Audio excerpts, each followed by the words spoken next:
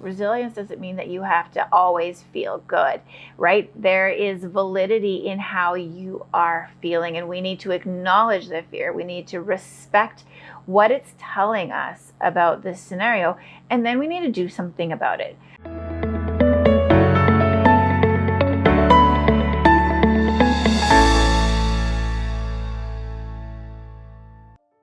If you're feeling nervous about COVID-19, you're not alone.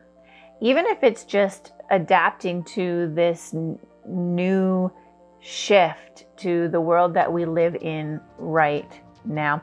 Everybody keeps calling this a new normal, but this is not normal. What we're going through right now is not normal. And there will come a point in time where some of the big shifts that we've seen right now are going to start to settle. And we're going to be going through this process of shifting and changing for quite a while. And so I don't think it's about adapting to this being normal, because this isn't normal, what we're going through.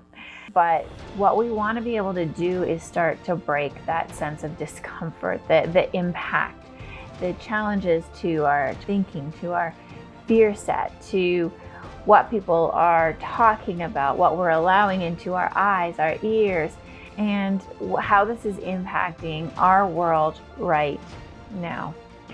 And when we want to start to better work with the experiences that we have to walk through right now, whether we like it or not, whether we believe in it or not, whether we agree with it or not, there has been a massive shift to our world that we have no choice but to deal with right now. We have to follow the rules, guidelines, expectations for our world, and it's fine. It doesn't have to be a big deal. But when you want to start to build in some resiliency during these times that are really uncertain, like I said, we're kind of going through a whole bunch of shifts and changes in this time from March all the way through. There's been all sorts of shifts and changes, and there's going to be more and more and more of these shifts and changes to our world. And so rather than sit in fear about what has been, what could be, we can start to build up our own resiliency towards these challenges that we have to face. First things first is we have to accept what is outside of our control. So much of what's happening right now is outside of our control.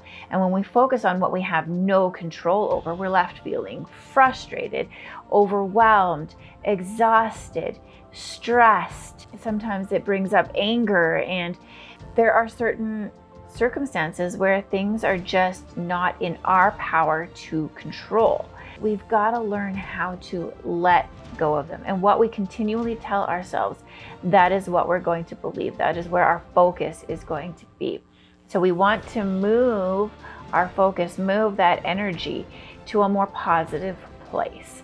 You can't necessarily change the reality of what's happening, but you can change how you respond and how you react to that. The next thing that we can do is we can start to just embrace the change.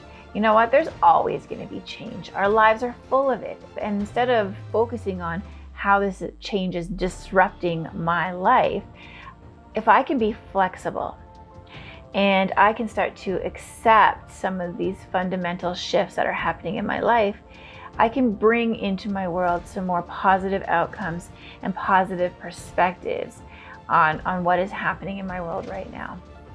What we focus on grows. It's magnified. So when we can kind of help ourselves to keep perspective on the big picture, we can really help to reduce the amount of strain and stress that we're experiencing.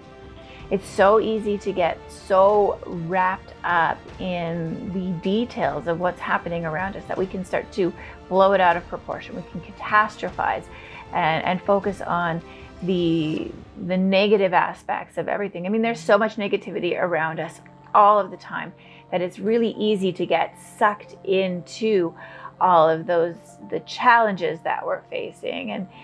and the news and the stories and the social media and all of that, that it's going to start to blow out of proportion. It's going to magnify the challenges that we're facing. So when we can kind of keep the bigger picture in perspective, and we can see what I can do for me, and how do I protect me, and how do I walk through these challenges in a way that works for me, we can start to reduce the extent of that emotion. And keeping a positive attitude during this time is going to be really helpful too. Resilience doesn't mean that you have to always feel good, right? There is validity in how you are feeling, and we need to acknowledge the fear. We need to respect what it's telling us about this scenario, and then we need to do something about it. I always say that action reduces emotion. So when we can start to take action toward what's going to help me the most, what's going to bring me the most peace, then I can start to bring down that emotion, and I can experience this in a much more positive way. I mean, COVID has impacted communities and societies all around the world. It is not just us who's going through this. Everybody is walking through this, and we can get through this. We can come out the other side stronger, more resilient, better than we were before. But we have to make some very quality decisions in the process of walking through this. What we allow ourselves to focus on, what we allow ourselves to feel, how we take care of ourselves during this epidemic. These are the things that are going to really impact where we come out the other side. Are you going to be better, or are you going to be bitter? You get to choose.